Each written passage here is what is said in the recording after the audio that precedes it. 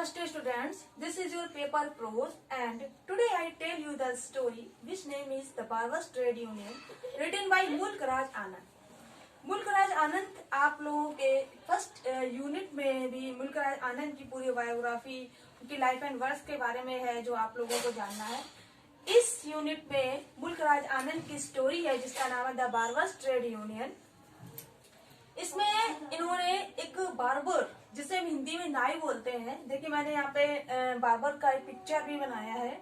ये कैंची लिए हुए है हाथों में और जिसका नाम है, जिसको हम बार्बर बोलते हैं। और ये बार्बर्स ट्रेड यूनियन नाम क्यों इसका टाइटल नेम पड़ा है, ये मैं आप लोगों को जब स्टोरी बताऊंगी तब आप लोग को समझ आएगा कि ये बार्बर्स ट्रेड यूनियन क्यों पड़ा है। ठीक है, आज मैं आप लोगों को इसकी समरी बताती हूँ। So today first of all, we know it is published in 1944. The Barbers Trade Union का पब्लिकेशन कब हुआ था? 1944 में। और इसकी मेन थीम क्या है? इसकी थीम है class, appearance, alienation, arrogance, ingenuity, independence, admiration, respect, control and freedom. ये सारी चीजें जो है वो इस स्टोरी के अंदर आप लोगों को देखने मिलेंगे। और इस स्टोरी में केवल 2 मेन कैरेक्टर्स हैं। कैरेक्टर्स जो हैं केवल 2 हैं, एक चंदू और एक नरेटर। नरेटर का कोई नाम नहीं है, वो उसको नरेटर ही बोला गया है। और नरेटर का जो है वो शायद स्वयं राइटर है जो खुद है उसमें, लेकिन इसीलिए उसमें कोई उसका नाम नहीं दिया गया। तो इसमें मैंने 2 पिक्चर बनाए क्योंकि 2 ही मेन कैरेक्टर हैं, एक बार्बर चंदू जिसका नाम है चंदू, और ये नरेटर जो एक हाई क्लास सोसाइटी को बिलोंग करता है और ये लोअर क्लास सोसाइटी को बिलोंग करता है। क्योंकि मुल्क राज आनंद ने ज्यादातर अपने नॉवेल्स जो हैं, स्टोरीज हैं, सब पुअर लोगों के ऊपर ही लिखे हैं, जो लोग निम्न जाति के होते हैं, लोअर कास्ट के लोग हैं, जिन्हें बहुत ज्यादा अपनी हीन भावना का शिकार होना पड़ता है। मतलब उनको लोग कैसे रिस्पेक्ट करते हैं, उनका कोई रिस्पेक्ट नहीं होता है, उनकी कोई फ्रीडम नहीं होती है। इसलिए इन सब चीजों को उन्होंने फोकस किया है और वो अपने स्टोरी में डाला है। तो इस क्लास माने वर्क, एक कास्ट का बहुत ज्यादा पहले के समय में रहता था। अपीयरेंस की, उनका अपीयरेंस क्या है, वो कैसे दिखने चाहिए, वो जैसे अगर उनकी अगर जो कॉस्ट्यूम्स है, अगर वो लोअर कास्ट के लोग हैं जो हाई क्लास सोसाइटी के नहीं पहन सकते हैं, ऐसा कुछ सोच थी पहले के लोगों की। एलिनेशन माने वो अपने आप को कैसे अलग महसूस करते हैं लोगों से, लोग उन्हें जताते हैं कि हाँ तुम अलग हो। एरोगेंस, इंजेन्युइटी, इंडिपेंडेंस, एडमिरेशन माने प्रशंसा, रिस्पेक्ट, सम्मान, कंट्रोल, नियंत्रण, और फ्रीडम माने आजादी। ये सब चीजें जो है इसमें देखने मिलेंगी। तो किसके थ्रू? चंदू के through. Chandu is the main character of this story. कुछ और कैरेक्टर्स हैं पर इनका कोई काम नहीं है। जो ब्लिस में जो लोग होते हैं, जो लैंडलॉर्ड होते हैं, जो बड़े बड़े लोग होते हैं, सेठ होते हैं, उनका कुछ नाम कहीं कहीं दिया गया है क्योंकि वो लोग की क्या सोच है वो उसमें दिखाई देती है। तो सबसे पहले स्टार्ट करते हैं चंदू से। तो चंदू जो है, चंदू लोअर कास्ट से है और उसके एक पिताजी है और उसकी माँ है। तो ये जो चंदू और ये नरेटर है, दोनों एक साथ ही एक स्कूल में पढ़ते हैं। और जो नरेटर है वो हाई क्लास सोसाइटी से बिलोंग करते हैं, वो लोअर क्लास सोसाइटी से बिलोंग करते हैं चंदू। और ये दोनों की बहुत अच्छी फ्रेंडशिप है, बहुत क्लोज फ्रेंड है।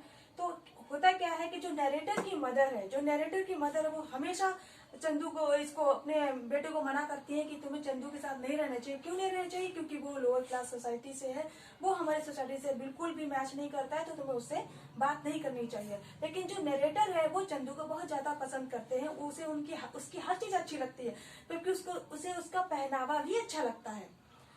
किसका? चंदू का। क्योंकि जबकि चंदू अपने खुद के कपड़े नहीं पहनता है, वो जैसे लोग दे जाते हैं, बड़े बड़े लोग नहीं पहन रहे, उन्होंने किसी ने पैंट दे दी, किसी ने कैप दे दी, किसी ने कुछ भी दे दिया, जैकेट दे दी, तो वो चीजें पहनता है। वो उसके अपने कपड़ा नहीं होते हैं खरीदे हुए। और जो नरेटर है लेकिन फिर भी उसकी हर चीज अच्छी लगती है।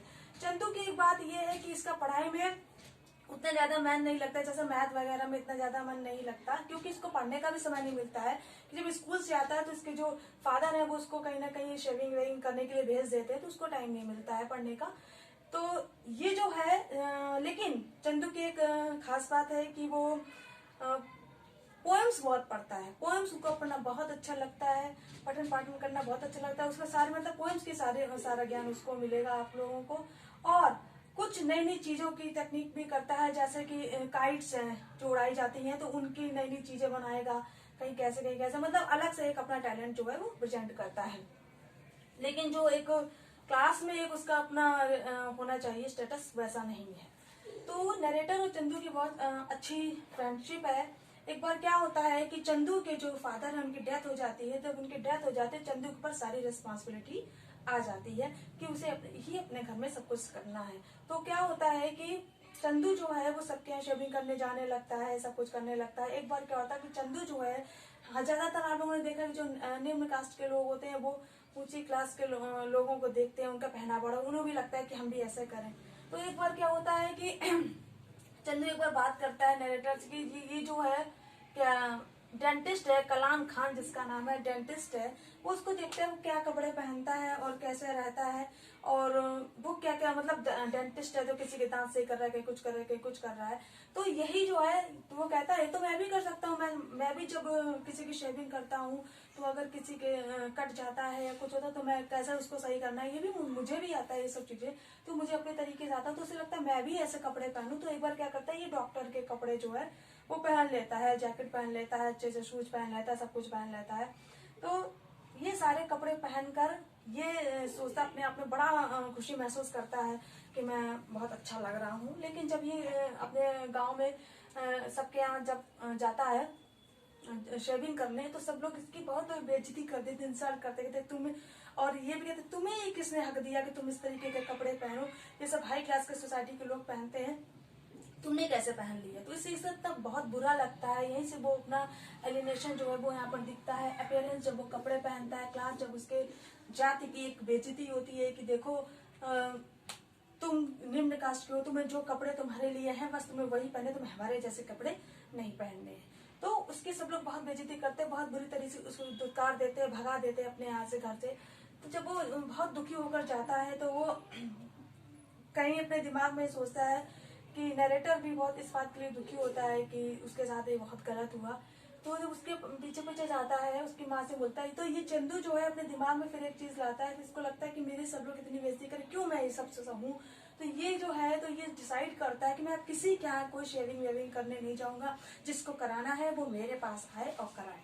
ये इसने बहुत अच्छा डिसीजन लिया कि फिर ये क्या करता है, ये हड़ताल स्ट्राइक कर देता है कि मैं किसी के यहाँ शेविंग करने नहीं जाऊंगा, जिसको कराना कराओ। लेकिन जो विलेजर्स हैं, जो बड़े बड़े सेठ हैं, उनकी तो वो तो जा नहीं सकते उसके यहाँ, तो वो लोग कराने भी नहीं जाते हैं, तो ये करने भी नहीं जाता। तो उन लोग की बहुत बड़ी बड़ी गाड़ी हो जाती है और बहुत सब राक्षस जैसे दिखने लगते हैं। लेकिन एक बार क्या होता है, फिर झुकना ही उन लोगों ही कहीं पड़ता है, क्योंकि वो नहीं चाहता है किसी क्या करने, स्ट्राइक कर देता है। वो कहता है कि ना मैं करूंगा ना कोई और बार बार ये काम करेगा किसी के घर में भी जाकर। तो जब कोई नहीं जाता है तो बार बार तो सब लोग फिर आने लगते हैं उसकी दुकान में, अपने कराने लगते हैं। फिर ये अपना क्या करता है कि कहीं ना कहीं उन लोगों को झुकाने की कोशिश करता है, झुका दिया होता है, और ये अपनी एक यूनियन बनाता है।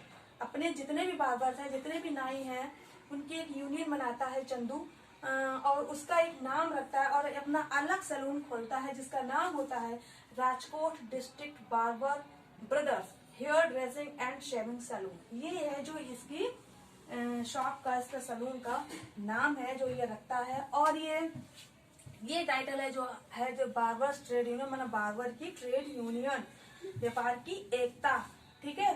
तो ये है जो इसका टाइटल है, और जो कि चंदू ने अपने स्ट्रगल से सब किया होता है, और तब कहीं जाके आज जो ये हो रहा है, सब लोग जा रहे हैं। देखिए पहले के जमाने में कितना लोगों ने संघर्ष किया था, मुल्क राजानंद उन सब चीजों को लेकर फोकस किया है। इनका कोई भी नॉवेल आप पढ़िए, अनटचेबल, कूली, ये सब जो इन लोगों ने लोअर कास्ट के लोगों को पर ही लिखे हैं। और ये रही आपके आज की स्टोरी। Thank you.